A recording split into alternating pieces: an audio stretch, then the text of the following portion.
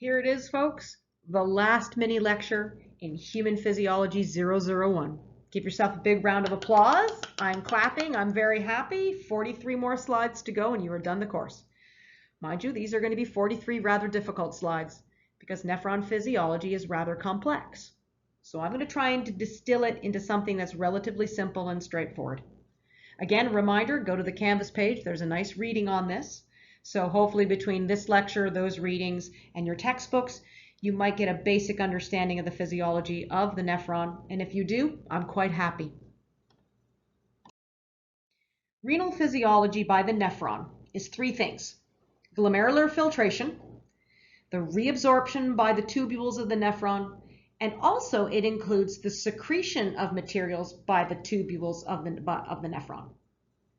So we're going to start off with glomerular filtration, in which water and most of the solutes in blood plasma are going to be filtered across the glomerular capillaries into the Bowman's capsule so that that filtrate now can move into the renal tubules. Then we'll talk about that filtrate moving through the PCT, the loop of Henle, the DCT, and the collecting duct. And the cells lining those sections of the tubules are going to reabsorb the materials we want to keep, which is roughly about 99% of what got filtered out. We're going to see how those materials get filtered out and how they are returned to the capillary network through the process called reabsorption. What we're probably not going to cover too much about is the secretion by the cells that line the nephron. I think of it as this way. You reabsorb materials into the cells, and then the cells go, you know what, I've changed my mind. I really honestly want to urinate that out. So they reabsorb things and then they turn around and put it right back into the urine. Tubular secretion is also how the metabolic wastes of the cells lining the nephron get rid of their wastes. Think of it this way. You are a cell lining the nephron and you are busy doing all of your metabolic stuff and you're making a bunch of waste products. Do you want to put that back into the bloodstream and have it circulate through your entire body and get filtered out and eventually become urine? Or do you just want to dump it into the urine as it flows by you? It's kind of like living next to a garbage dump and putting your garbage out at the front so the garbage truck can come get it. Why don't you just take the garbage and throw it over the fence into the dump? So again, we won't cover too much about tubular secretion, but I want you to be aware that the tubular cells can secrete materials directly into the filtrate. Before we leave, I want to point out the difference between absorption and reabsorption. In order to be reabsorbed, you have to be filtered out of the blood and then returned to the blood, whereas absorption is the entrance of new materials into the blood. For example, the absorption across the digestive system. Remember about the structure of the glomerulus? It's a tangle of capillaries. An afferent arteriole leads blood into it, and an efferent arteriole carries the filtered blood out. If you ever get confused, efferent equals exit. The glomerulus is surrounded by a structure called a glomerular capsule, or you can also call it the Bowman's capsule. And it is made up of two layers, a parietal layer and a visceral layer. Does that sound familiar to you? The visceral layer, think of it as a layer of saran wrap that directly sticks on top of the capillaries of the glomerulus. They are a single layer of epithelial cells called podocytes. They're really weird looking cells. They sit on top of the glomerulus. They have like these little projections. I'll draw like a weird looking podocyte. They have these projections like this. And picture two of those basically coming right up against each other so that these projections kind of slide in around each other like you would basically take your fingers and kind of interlock them. I know that looks like in the bottom right hand corner, it looks kind of like a hot dog covered with a bun, but that's what these podocytes do. And the spaces between these little finger-like projections form slits so that materials can actually get filtered out between those slits. The parietal layer is just the layer that you would see as the Bowman's capsule. So that glomerular capsule with its filtration slits is going to be the site for the initial filtration of the blood plasma and the first step in the formation of urine. I'm going to show you in a second the capillaries of the glomerulus themselves. The glomerulus themselves also have pores in their membranes. So together the pores of the endothelial cells that make up the glomerulus and the little finger-like projections of the podocytes, they form what's called a filtration membrane. Before we go, I'm going to circle this right here. I want you guys to pay special attention to, let me see here, I'll circle it right here. This thing right there, those are smooth muscle cells which actually wrap around the afferent arteriole. They actually can help control the amount of blood that flows into the glomerulus. This is a pretty great picture of one capillary of the glomerulus so that you can see these really weird podocytes doing this, with their little finger-like projections like that. Kind of here, and I'll draw another one here. You see how they kind of like slit in between one another. And the actual endothelial cells with their pores. See these little pores right here? Together, these two things, the slits and the pores, form the filtration membrane. It is a particular sized membrane. If you are small enough to get through the pores and small enough to get through the filtration slits that the podocytes form, well, then you will get pushed into the glomerular capsule, into the Bowman's capsule. So if you're small enough right here on this picture in the right-hand corner to get through the pores, which are shown sort of right here, these are our pores right here, and to get rid of, between our slits right there, you get pushed into the Bowman's capsule. And guess what's small enough to do that? Just about everything except plasma proteins. In order for filtration to take place, there has to be a physical pressure which is going to push the blood plasma through this filtration membrane into the capsule. And there are going to be three pressures that in combination are going to determine filtration. One is called glomerular blood pressure, or GBP. It is an outward pushing force. It is going to push blood out of the it's going to push blood plasma out of the glomerulus and into the Bowman's capsule. It is shown right there in purple, right here. So those purple arrows. There is something called capsular hydrostatic pressure, or CHP. This is opposite. This is an inward pushing force which tries to counteract GBP. So the more fluid you push into the capsule, that fluid is going to push back out, kind of like an equal and opposite reaction, that sort of thing. That's an inward pushing force to try and return some of that fluid back to the blood plasma.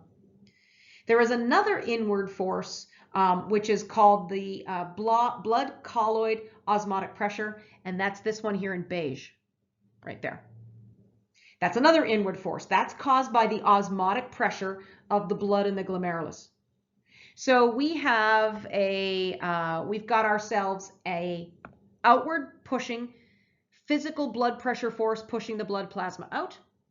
We have an inward pushing force of capsular hydrostatic pressure trying to resist that. And then we have an inward sucking force caused by the osmotic pressure of our blood, again, trying to return that filtrate back to the blood so it becomes blood plasma. And if this outward pushing force and inward sucking force of GBP and osmotic pressure sound familiar, if it sounds like bulk flow, then I am smiling, folks, because you are on definitely the right track. Glomerular filtration, to me, is just another form of bulk flow. When GBP is measured, it is an outward pushing force of 55 millimeters of mercury. It promotes filtration by forcing water and the solutes of blood plasma through those filtration membranes into the glomerular capsule, or into the Bowman's capsule. Capsular hydrostatic pressure, CHP, is the force, the physical force of the fluid in the capsule pushing back. It's been measured as an inward counteractive force of 15 millimeters of mercury. It's actually can also be measured, I think it says here, in the rest of the nephron. So you can actually measure CHP as the fluid pressure going through the rest of the nephron. So it's 15 millimeters of mercury in the Bowman's capsule, in the PCT, the loop of Henle, that kind of fun stuff. And osmotic pressure is an inward sucking force, and it's due to the presence of the plasma proteins in the blood. It's been measured at 30 millimeters of mercury. Again, it's an inward force, so it counteracts GBP. It opposes filtration from the blood into the capsule. We're going to take these three parameters and we are going to write an equation. And this equation is going to describe glomerular filtration. It's called net filtration pressure. NFP is glomerular blood pressure, outward pushing glomerular blood pressure, minus the inward counteracting CHP, hydrostatic pressure, minus the inward counteracting blood osmotic pressure. And it's usually about 10 to 15 millimeters of mercury net outward pressure. So this picture here down here in the right-hand corner is showing the GBP pushing out with 55 millimeters of mercury. The BCP kind of pushing back in at around, what was it, about 30 millimeters of mercury. And the capsular hydrostatic pressure pushing in again with about 10 or 15 millimeters of mercury. Net filtration pressure, you can see down here, 10 millimeters of mercury pushing out. So guess what wins the competition? Glomerular blood pressure. And we filter just enough filtrate based on that 10 millimeters of mercury. And that 10 millimeters of mercury is enough to allow our kidneys to filter 180 liters of blood plasma every day. And I think it's something like a quarter of our cardiac output every minute. We do not want to filter out plasma proteins. The plasma proteins stay in the blood. They are too big, first of all, to physically cross the filtration membrane. But if something physically starts to degenerate or break down that filtration membrane, and those plasma proteins escape from the blood and enter into the glomerular capsule, we will increase net filtration pressure. It actually is going to increase the osmotic pressure of the filtrate in the glomerular capsule and cause even more water to follow behind. So I always think where those plasma proteins are, that's where water can be. So if you move plasma proteins from the blood into the Bowman's capsule, guess what's going to happen? Water, even more water than you would have normally filtered out, is going to follow back behind it. So we get, with plasma protein leakage into the urinary filtrate, we actually get increased net filtration pressure. That's a bad thing, okay? Because we're going to eventually urinate out those plasma proteins. And if we can't replace those plasma proteins by the liver, well, we got ourselves a problem, don't we?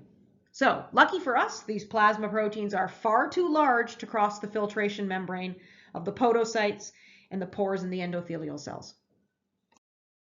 Glomerular filtration rate, GFR, is basically the amount of filtrate you form per minute.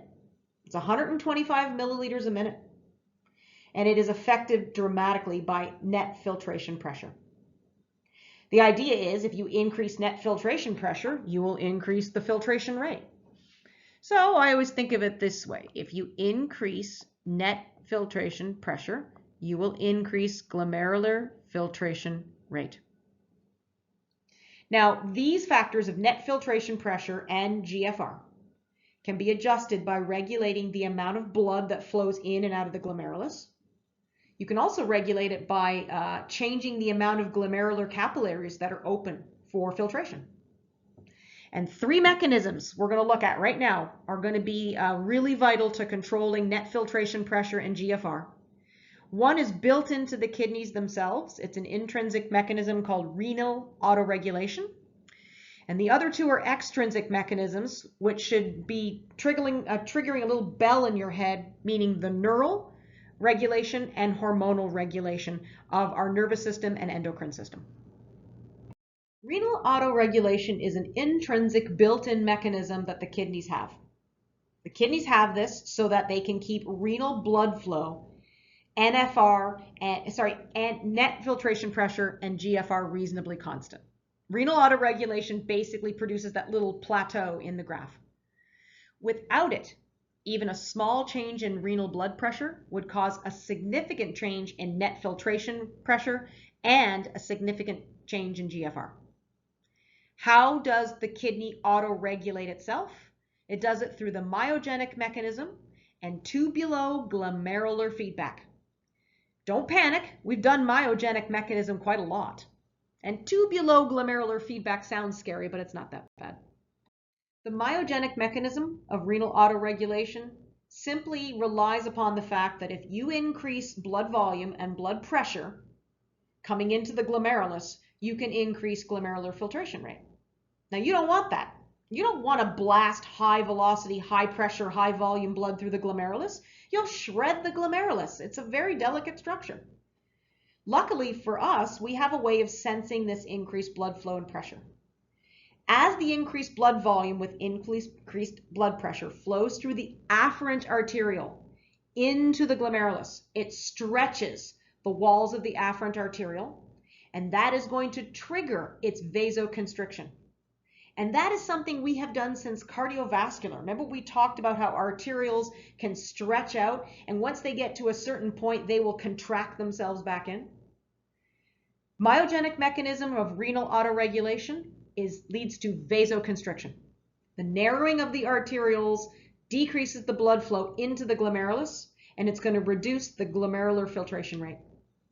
When the blood pressure in the afferent arteriole drops below normal, then those smooth muscles linings which have been constricting relax. We get a little bit of vasodilation, we get increased GFR. So right now what your kidneys are doing is they're either constricting or dilating to make sure you have just the right amount of blood volume and blood pressure entering into the glomerulus. The smooth muscle lining of the efferent arterioles have to vasodilate to accommodate increased filtration. So keep that in mind, that if we were to increase GFR by vasodilating our afferent arterioles, then we vasodilate our efferent arterioles as well. Tubuloglomerular mechanism of autoregulation involves the filtrate flowing through the actual rest of the nephron, through the renal tubules. It also leads to vasoconstriction. With elevated GFR, let's say we increased the amount of blood coming into the GFR. We did not vasoconstrict our arterioles, and we get an increased amount of volume of blood going through the glomerulus. The glomerulus compensates by increasing its filtration, and we make a little bit more filtrate than normal. So we have an increase in the filtrate fluid flowing through our PCT, loop of Henle, and our DCT. This increased flow pressure and increased flow rate is going to be a problem because it's going to result in less time to reabsorb materials. In response, there are a group of cells that surround the afferent arteriole. They're called the macula densa cells, and they will induce vasoconstriction in the afferent arterioles so that you don't get continued increased blood flow into the glomerulus. Okay, we got increased blood flow into the glomerulus. All right, fine, whatever. We'll deal with it after the fact by vasoconstricting so that the next volume of blood coming in does not come in at such a high volume and pressure. That's going to reduce GFR hopefully back down to normal, and you're going to make the correct amount of filtrate, which is going to flow through the tubules at the correct flow rate and correct pressure. Negative feedback mechanism, shut it off. If GFR drops below normal, that mechanism just turns itself off, right? But they have found that if GFR drops below normal, the macula densa cells will secrete nitric oxide. Well, if GFR drops below normal, the macula densa cells will stimulate the release of nitric oxide from another group of cells called juxtaglomerular cells. And juxtaglomerular cells will cause vasodilation of the afferent arteriole. So the macula densa cells are going to cause vasoconstriction. I think they release endothelin, which causes vasoconstriction, and GFR comes back down to normal. If GFR drops below normal, the juxtaglomerular cells are going to secrete nitric oxide, which is going to cause vasodilation of the afferent arteriole. For the most part, though, renal autoregulation is vasoconstriction. So, myogenic mechanism, vasoconstriction. Tubuloglomerular mechanism, vasoconstriction. Renal autoregulation is basically mechanisms to ensure vasoconstriction and to limit the amount of blood that enters into a glomerulus. For the most part, neural regulation and hormonal regulation also results in vasoconstriction of the afferent arteriole.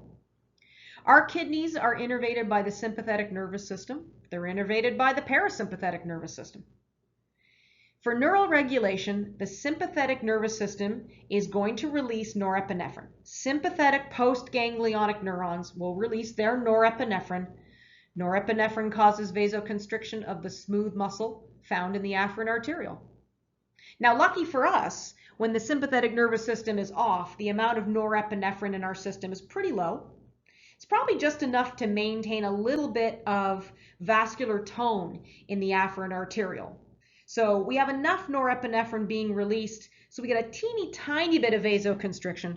This makes sure we have enough glomerular blood pressure driving blood into the glomerulus. But with increased sympathetic activity and increased release of norepinephrine, we get vasoconstriction and a dramatic release in glomerular filtration rate. Think about it this way. If someone's chasing you down the hallway with an axe in their hand, are you worried about making urine? No, your body is in fight or flight mechanism, and it's shutting off all non-essential systems like your digestive system, your reproductive system, and the ability of your nephrons to filter blood and make urine. Hormonal regulation, there is the release of angiotensin II. Angiotensin II is a vasoconstrictor of systemic arterioles, including the afferent arteriole. We will come back to angiotensin at the end of this lecture when we look at the RAS system. But here's something that actually can increase GFR. So far, everything we've looked at has decreased GFR by vasoconstricting the afferent arteriole. This is a mechanism that actually increases GFR, and it's the release of ANP, atrial natriuretic peptide from the atrium. Yeah, natriuretic peptide is difficult to say. ANP. ANP is a hormone that is produced when you stretch the atrial wall, the right atrium. With increased venous return, more blood flowing through the circuit, it stretches the right atrium. The right atrium releases ANP, and the ANP gets dumped into the systemic circuit. When that blood containing ANP flows into the kidneys, there are cells called mesangial cells, which will act to vasodilate and increase the surface area of the glomerular capillaries. So they will open up portions of the glomerulus that were previously constricted and closed off. You increase the surface area of the glomerulus, you'll get increased filtration and increased GFR. That's the only one out of everything we've looked at, autoregulation, neural regulation, hormonal regulation, that causes increased GFR. All right, let's look at tubular reabsorption. I'm going to remind you again that the cells that line the nephron reabsorb 99% of what we filter out in the glomerulus. The principal materials reabsorbed are listed here. We're going to concentrate probably on sodium and water. The return to the blood is reabsorption into the peritubular capillary network and the vasorecta portion that lays on the loop of Henle. Tubular cells are going to produce their own wastes. They have the ability to dump that directly into the filtrate through what is called tubular secretion. Materials that have been absorbed into the tubular cells can turn around and go right back into the filtrate through tubular secretion. You can even take the materials out of the peritubular capillary network and move them into the tubular cells and then secrete them into the filtrate. So think of tubular secretion as a way the nephron has to change its mind. Yeah, I've absorbed and I changed my mind and I really do want to urinate that out. The pictures that I'm going to use are taken from the Tortora book of Human Physiology. I kind of like the way Tortora and his fellow authors do it. I'm going to show you in this picture, kind of take you through the lay of the land, so to speak, of these pictures, because anything that is done with a dotted black line is diffusion from high concentration to low concentration. Solid purple lines are going to be active processes.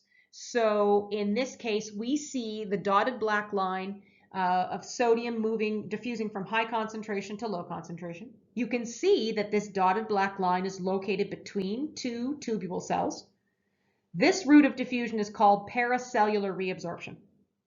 And that's basically the gaps, the tight junctions between adjacent cells are loose enough to allow for diffusion of an ion from the filtrate to across the cell lining, the tubule lining, and towards the peritubular capillary network.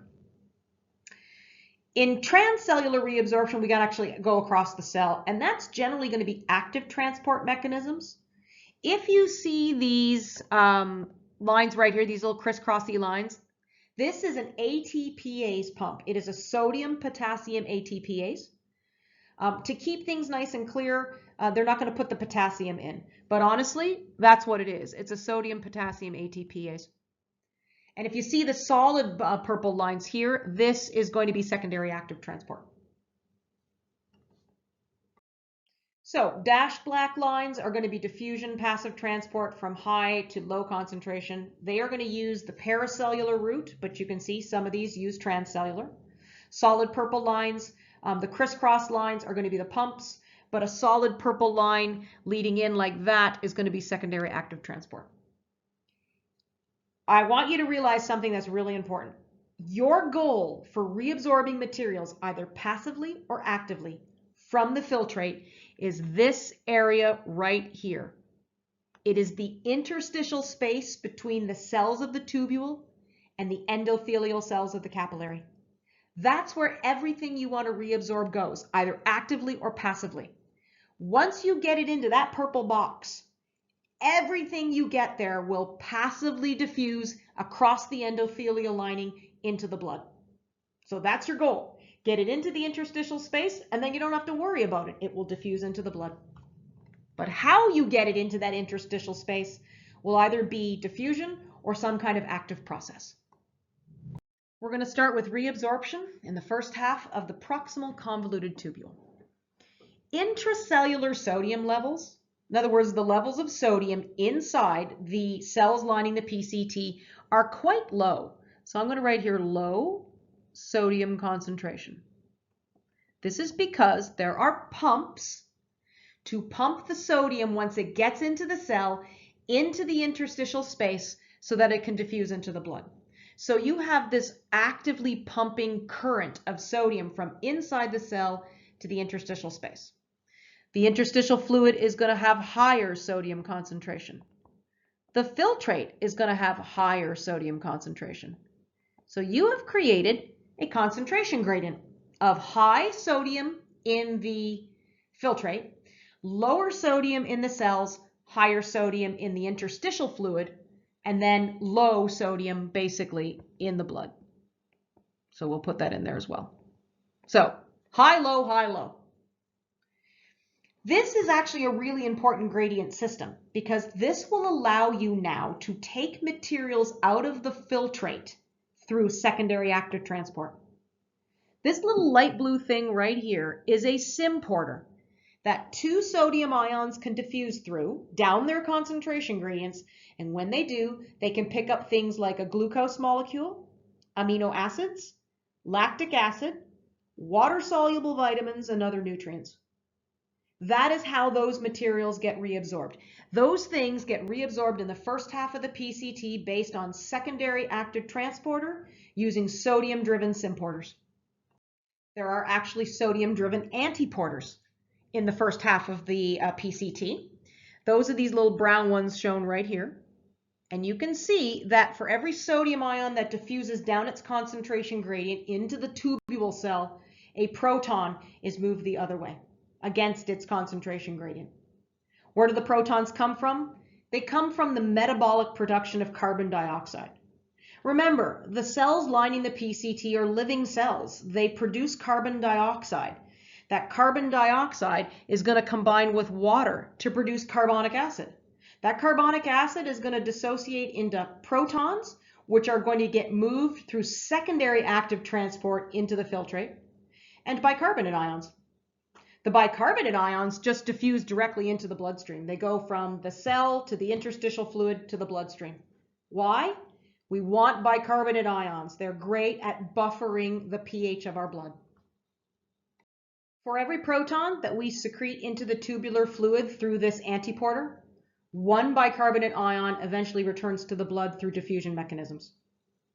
So the PCTs actually will release their bicarbonates so that they can diffuse into the peritubular blood. So that again, it's a very important buffering system of our bloodstream. Because of all these sodium-driven symporters and sodium-driven antiporters, we actually create electrochemical gradients. We create gradients of other ions. And these gradients help drive the passive diffusion of other things like chloride ions, potassium ions, calcium ions, magnesium ions. Those diffuse because of those electrochemical gradients created by sodium movement. So I know I've said, where sodium goes, water follows. Think of it as where sodium goes, everything follows. So you can see these ions in the second half of the PCT get reabsorbed through simple high concentration to low concentration diffusion. Notice that our sodium pumps are still active because, again, we want to create this sodium-driven electrochemical gradient. Think of it as sort of this, osmotic or electrochemical river that creates a current from filtrate to blood, and it carries ions, urea, and water with it. By the way, the water that is being reabsorbed it can go across the plasma membrane, but if you want to really up the efficiency of water reabsorption, these cells insert into their membranes, both on this side, I'll draw them as a blue line, and this side, proteins called aquaporins. Aquaporin 1 specifically. These are water channels. All they do is they just up the efficiency of the osmotic flow of water from high concentration to low concentration. Ammonia is a highly toxic poisonous waste product that's made by the breakdown of proteins by the liver. It is true most of it is converted to urea, which is a lot less toxic and helps actually maintain our osmotic pressure. But the ammonia and the urea in our bloodstream are filtered at the glomerulus so that they're basically eliminated through the urine. But what you may not realize is that ammonia is also created brand new by cells of the proximal convoluted tubule. This actually is a kind of a cross-section of the PCT. Our filtrate would be located right here in the lumen, the hollow lumen of the nephron. And this right here is our proximal convoluted cell, right there. You can see the production of ammonia. In the cell, it actually gets combined with hydrogen ion to become ammonium. These PCT cells are capable of breaking down the amino acid called glutamine. They end up producing ammonia.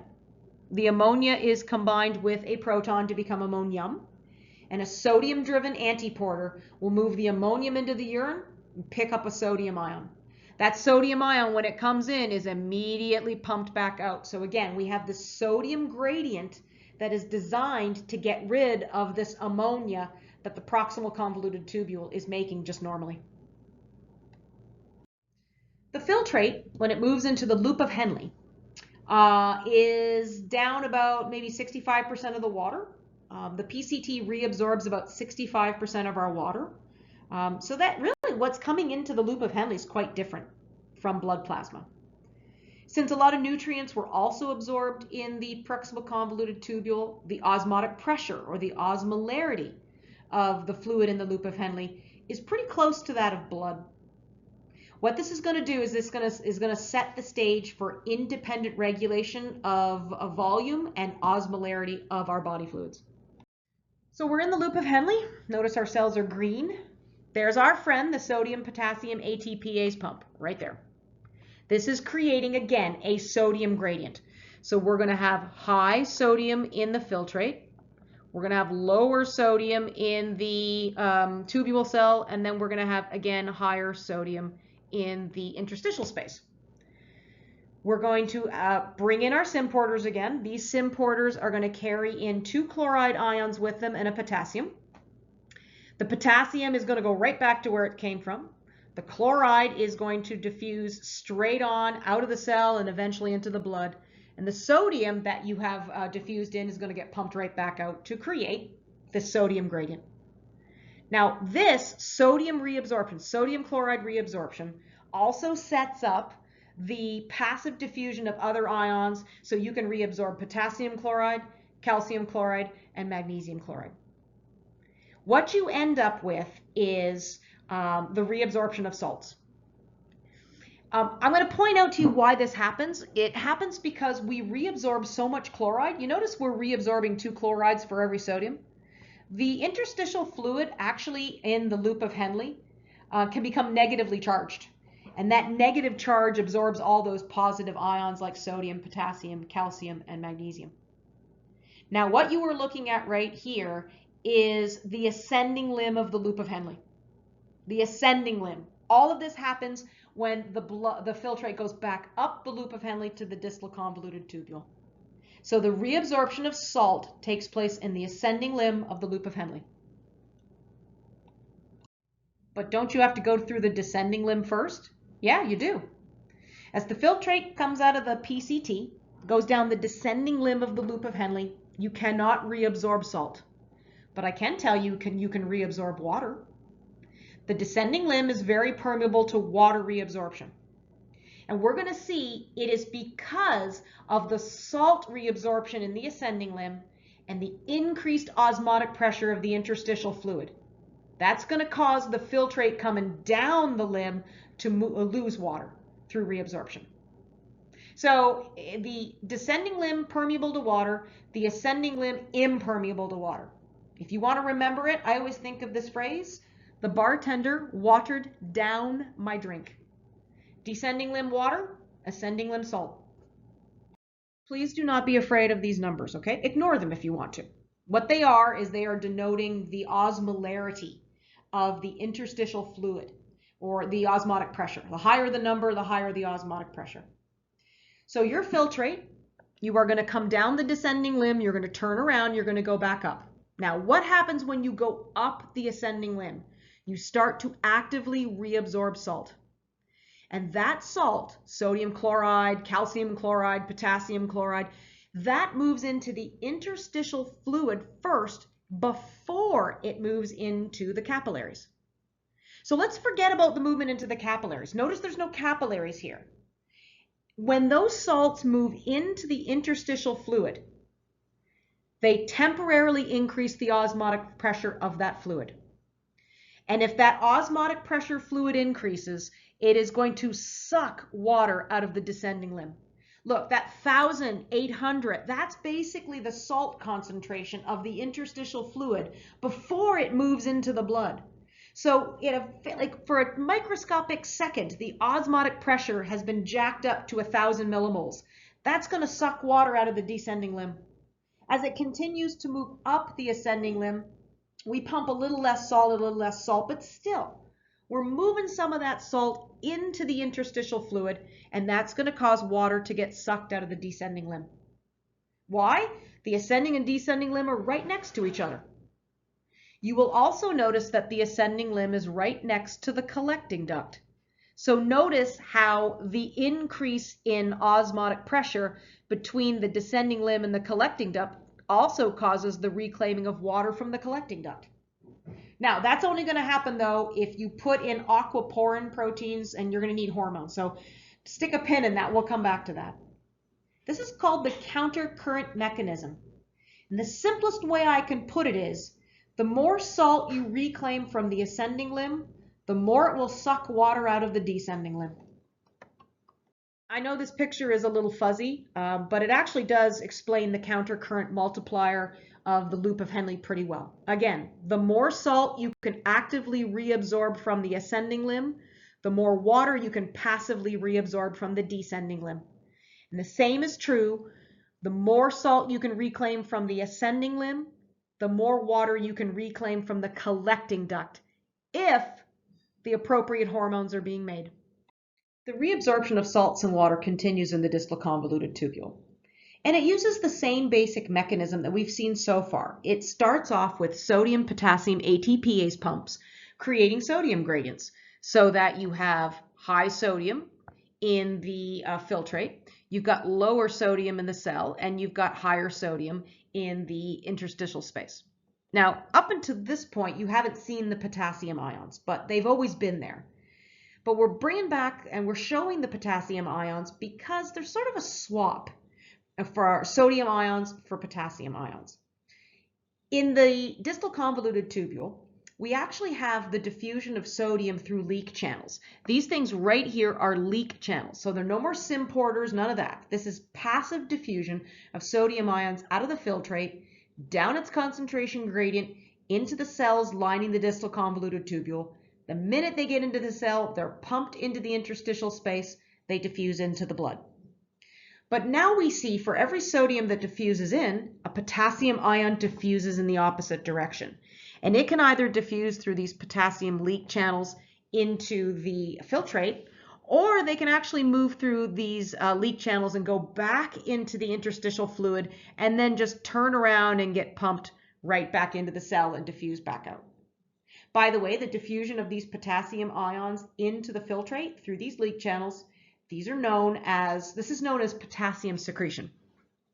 And while I haven't drawn it yet, I'll put it in right now. Water is actually going to diffuse its way via osmotic flow through these cells and into the interstitial space. They are actually going to diffuse through aquaporin channels. And again, this is a direct response to the pumping of sodium. Where sodium goes, water follows. When you move into the collecting duct, you'll actually see two kinds of cells lining the nephron. The development of these two kinds of cells actually starts in the latter part of the distal convoluted tubule.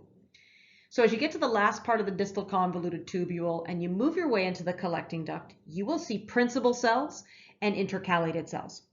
Actually, the principal cells I showed in the previous slide, the principal cells are going to be for the reabsorption of salts and water, and they're going to do this under the influence of the hormones antidiuretic hormone and aldosterone. What you haven't seen yet, but I'm going to show you, are the intercalated cells, which are going to play a role in the maintenance of blood and urine pH. The collecting duct and even the distal convoluted tubule is going to become more permeable to sodium ion and water reabsorption upon the action of these hormones. So we're going to see this picture. You saw this picture previous. It's in the distal convoluted tubule. These are called principal cells. And again, we've got this sodium pump creating a sodium gradient so that we can reabsorb more sodium from the filtrate. As sodium is reabsorbed, we exchange it for a potassium. But what I didn't tell you yet, and what I'm going to tell you now, is that these sodium potassium ATPase pumps, which set this whole thing up in the principal cells, are made upon the influence of aldosterone. When these cells bind the hormone aldosterone, aldosterone will actually make these cells increase their expression, their gene expression of this pump. These pumps will be transcribed and translated, and more of these pumps will be inserted into the basal end, or basically the side away from the filtrate, the base of the cell, so that we can increase sodium reabsorption and potassium secretion. The hormone known as antidiuretic hormone is going to promote the osmotic reabsorption of water. They are going to basically increase, this hormone is going to increase the expression of aquaporin 2 channels. These are just like the aquaporin 1 channels we saw in previous parts of the nephron. They're going to be expressed, they're going to be transcribed and translated. They're going to be inserted in both sides of the cells, so I'll draw them in as these little blue dots. And because of the osmotic flow of water through these aquaporin channels, we actually can reclaim a little bit more water. So the principal cells are not only important in the reclaiming of salts, but it's also important in the reclaiming of water. Remember that the loop of Henle looks like this. We have the distal convoluted tubule, and then we have the collecting duct. So here is our loop of Henle. Here's our collecting duct. And again, because of that countercurrent multiplier system, because of the reclaiming of salt and the pumping of it into the space, interstitial space, we can actually reclaim water. So that countercurrent multiplier system we saw between the two limbs of the loop of Henle also happens between the descending limb of the loop of Henle and the collecting duct. And the water actually goes through these aquaporin 2 channels. Those are the principal cells. Our intercalated cells are for tweaking the pH of our urine so that we can maintain the neutral pH of our blood. You'll notice that the intercalated cells are found in the collecting duct. There are a few of them in the latter part of the distal convoluted tubule, but really most of them are in the collecting duct. So most of the tweaking of urine and blood pH happens because of the action of the collecting duct. Remember, carbon dioxide and water, there they are, our friends. They form carbonic acid. They are going to then dissociate into hydrogen ions and bicarbonate ions. The bicarbonate ions are actually going to be exchanged for chloride ions. There are antiporters shown here in this sort of reddish thing that are going to exchange a bicarbonate ion for a chloride ion. So we put the bicarbonate eventually into the bloodstream so that it can participate in the buffering of excess hydrogen ions. The protons basically get pumped into the urine. So you can see this thing right here. This is a proton pump. It is an ATP-driven pump that simply takes the protons that we have in the intercalated cells and pumps them against their concentration gradient so they end up in the filtrate. Basically, this is controlling the amount of hydrogen ions we have and ensuring that the hydrogen ions we have go into the filtrate and the bicarbonate that we can make goes into the blood. Now, we don't want our urine to be too acidic, so we got to do something with these protons. These protons right here have to be combined with something in order to buffer them. HPO4 2-, that's like, that's not phosphoric acid. I can never remember what that is. But that will actually bind hydrogen ions to form H2PO4-. That actually does, again, soak up excess hydrogen ions. The small amount of ammonia we do have in our urine will combine with excess hydrogen ions to form ammonia. So every time we pump hydrogen ions into our urine, we can buffer that by combining it with various proton receivers. Our urine does end up being slightly acidic, but it's nowhere near the amount of acidity we would have if we didn't buffer these hydrogen ions. So if you want, here's a chart out of the Tortora textbook that shows basically everything that's reabsorbed in the major parts of the tubule of the nephron. It even gives you the percentages in some cases or the amounts that are reabsorbed. By no means you have to know these percentages. But I do kind of like it because it does tell us what we reabsorb and what we secrete in each section of the nephron. I want to go back to these two urinary hormones of aldosterone and ADH. Talk a little bit more about them. We're almost done, guys. You got about 7 more slides to go and then the course is done. So we're going to finish up by taking a look at hormones. When our blood volume and our blood pressure drop, the walls of the afferent arteriole leading into the glomerulus are stretched less. And this is actually detected by the kidney. In response to this drop in stretch, cells known as juxtaglomerular cells, they're on top of the glomerulus, secrete a compound called renin into the blood of the body, so into the systemic blood. Renin secretion can also be stimulated when the sympathetic nervous system stimulates the kidneys. Renin is considered by some to be a hormone. It's considered by others to be an enzyme. It kind of makes sense that it's an enzyme because here it is.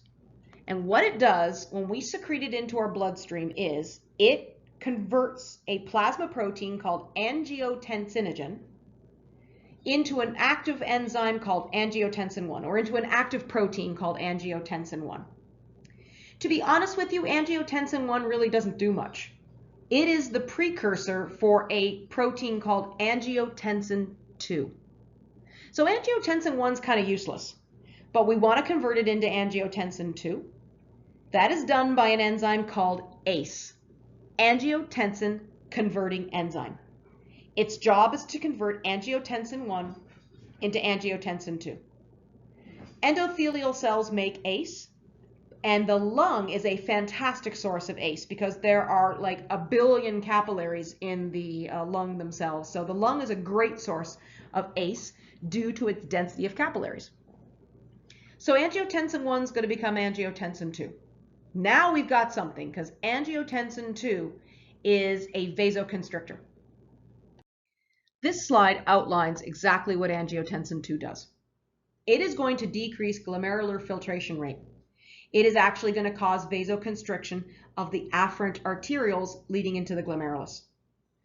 Angiotensin 2 is a systemic-wide vasoconstrictor of arterioles. So just having angiotensin circulating systemically in our body is going to cause vasoconstriction, and that actually is going to kind of slightly bump up our blood pressure. Not enough to get it into the normal range, but it does give us a little bit of a step up in blood pressure. By decreasing GFR and causing vasoconstriction of afferent arterioles, you are not going to form as much urine, which means the water that you would normally filter out and reabsorb by the glomerulus, you're not even going to do that. So by decreasing glomerular filtration rate, we won't lose water to urination. We'll keep that water in the bloodstream. So again, our blood volume and blood pressure is going to go up. What it also does is it is going to eventually cause the release of aldosterone from the adrenal cortex, and the adrenal cortex is going to stimulate the principal cells of the DCT and the principal cells of the collecting duct to reabsorb more sodium and chloride and secrete more potassium into the blood.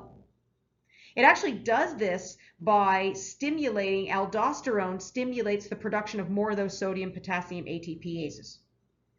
Now, what is the consequence of our ability to reabsorb a little bit more sodium and chloride?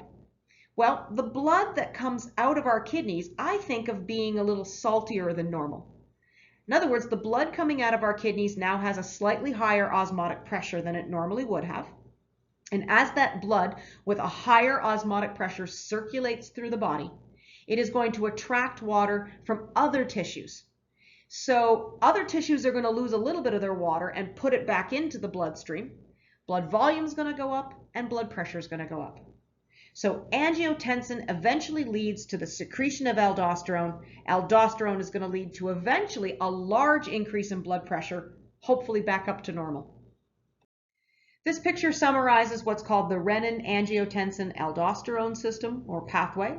It's basically another version of the system you saw in the previous slide. But the ultimate end game of the system is the secretion of aldosterone from our adrenal cortex, okay, and an increased reabsorption of sodium and water by our nephrons, and thereby an increase in the osmotic pressure of our blood plasma and an eventual increase in blood volume and blood pressure back up to normal. Antidiuretic hormone is going to prevent us from losing water by peeing. A diuretic makes you pee. Antidiuretic hormone stops you from peeing. When you are dehydrated, the hypothalamus senses the increase in osmotic pressure of the blood plasma as the blood flows through the hypothalamus. It's going to tell the posterior pituitary, which is storing this antidiuretic hormone, to dump it into the bloodstream. And now the blood is going to carry the antidiuretic hormone down to the kidneys. It is going to bind to principal cells in the collecting duct, and it's going to bind to the few principal cells we have in the distal convoluted tubule. Through the production of the second messenger cyclic AMP, we are going to get an increase in the synthesis of aquaporin channel proteins. Because they're in the collecting duct, these are going to be aquaporin 2 channel proteins, but they are going to be made, you can see, both on the filtrate side of the cell and the tissue interstitial fluid side. So they're made on both sides of this collecting duct principal cell. And what you end up getting is an increased osmotic flow of water from the filtrate through the cells into that interstitial space and eventually into the blood. So the blood that comes out of the kidneys in response to antidiuretic hormone has a higher volume. Let's finish up this course with a couple of medical applications that deal with kidney function. The first is called metabolic arthritis or hyperuricemia, which is a fancy way of saying gout. Remember, uric acid, which is a breakdown product of nucleotides, specifically the A's and G's, this uric acid is filtered out by the kidneys and we urinate it out. If our kidneys fail to filter out and eliminate enough of this uric acid, it will begin to precipitate within our blood as it flows slowly through areas like the joints of our fingers and toes. This crystallizing of uric acid in these joints actually causes an inflammation of the joint. It can lead to pain and fluid accumulation, redness of skin, and swelling. 75% of all the first attacks of gout begin in the big toe. I don't know why. Maybe because there's a lot of slow blood flow through a toe. The kidney actually excretes 30% of our total uric acid, and the gut excretes the rest in feces. So it's really important for our kidneys to efficiently filter out the uric acid and eliminate it through urination. The causes of gout are usually some kind of genetic defect in the kidney. It's usually coupled to a diet that's rich in the purine nucleotides, the A's and G's. And those are going to be protein-rich foods like all the fun stuff, red meat, seafood. Yeast actually has a lot of A's and G's in its genome, so things which are made with yeast like alcohol, bread. so that all you can eat beer battered shrimp and steak night over at the local restaurant, not going to be good for you if you have gout. There are a few drugs, I think, out there on the market that are trying to increase the kidney's clearance of uric acid. But short of that, the way of treating gout is basically to treat the inflammation through the administration of ice to get the swelling down, non-steroidal anti-inflammatories like ibuprofen to get the swelling down. Preparation H actually can get the swelling down. But to be honest with you, your doctor's going to tell you to change your diet. He or she is going to tell you to stop eating red meat, stop eating seafood, stop eating things which are made with yeast. I would like to tell the vegans and vegetarians in the world that you can get off your high horse right now, because there are all kinds of purine-rich vegetables out there like asparagus, mushrooms, cauliflower, and the legumes like the beans and the peas. So don't think you, just because you're a vegan or a vegetarian, are not susceptible to gout. I would tell you, for just about anything that you will ever experience, alcohol makes it worse, especially those yeast-rich specialty beers, so stop drinking so darn much. You can also increase your intake of vitamin C. Vitamin C will increase the clearance of uric acid from your blood by the kidneys. If you want to decrease uric acid production, you might be able to do so by increasing the cherries. Increasing in your diet foods like cherries and celery extract. They seem to decrease uric acid. So maybe a nice big piece of cherry pie. Anyway, that's a little bit about gout. Next, I'm going to tell you a little bit about kidney stones. Kidney stones are known as renal calculi. They are dissolved minerals that precipitate in the kidney or even in the bladder. They can produce obstructions to about, maybe a quarter of an inch, and can lead to extreme pain as they're passed through the ureter and the urethra. The formation of concentrated urine can lead to the formation of kidney stones. There are all kinds of kidney stones out there. There are calcium oxalate kidney stones, which actually occur upon low calcium diet. With decreased calcium in your diet, you can increase the production of what's called oxalate. And that can increase the formation of calcium oxalate crystals in the blood, increased excretion into the urine, crystal precipitation. Calcium phosphate crystals can form upon overactive parathyroids, anything that can change, again, calcium concentration within the blood. Diagnosis is decreased urinary volume, pain, burning upon urination, blood in the urine. It could even actually stimulate the vomit center. People who have severe kidney stone attacks can actually almost feel like they have food poisoning. It is very, very painful. I especially love it when men say, "Oh my God, it was the most painful thing I've ever experienced." And then all the women in the room that have had children look at them like, "Really? Seriously? You had, 1 day of kidney stones?" So I think, guys, here's a hint to you. If you ever have a kidney stone, don't complain about the pain, because the women in your life will probably haul off and hit you. Just, a hint. Diuretics are any drug or compound that elevate urine output. They're used quite frequently in medicine to treat heart failure and hypertension, because mainly hypertension, might be caused, for example, by increased blood volume. There are all kinds of diuretics, and you can see I list them here. I will point out that caffeine is a xanthine type of diuretic. Caffeine actually can increase the filtration rate of the kidney, so caffeine can increase GFR. And by decreasing reabsorption of sodium, the sodium is then dumped out in the urine. Remember, where sodium goes, water follows. So if you're going to urinate a high sodium content urine, the water is going to be right in there with it. You've got alcohol. Alcohol is considered to be a diuretic because it inhibits antidiuretic secretion by the posterior pituitary. Things like glucose and juniper can function as diuretics. I can tell you not to mess around with diuretics, though. Diuretics can increase the calcium in your blood. That can impair synaptic function and lead to comas. It can decrease sodium content in your blood. That can lead to what's called hyponatremia. That can actually affect heart function and can lead to a coma. It can decrease potassium in the blood and lead to hypokalemia, which again can lead to dramatic arrhythmias. It can also lead to paralysis as it affects muscle function. So these are drugs which are not to be messed around with. Woohoo! Congrats. congratulations, guys. You did it. That was the last slide of Physiology 001. I really wish we were together because I basically have you guys give yourself a big round of applause. You have finished a very difficult course. It's probably going to be the most difficult prerequisite course you're going to do on your way to your health science program, maybe with the exception of organic chemistry for those of you that are going to take organic. I'm really proud of you for finishing this course in an online environment. I'm going to wish you the best of luck on your last exam, and I'm going to wish you guys the best of luck as you apply to your health science programs. Be proud of yourself. This was a tough course, and you guys did a great job.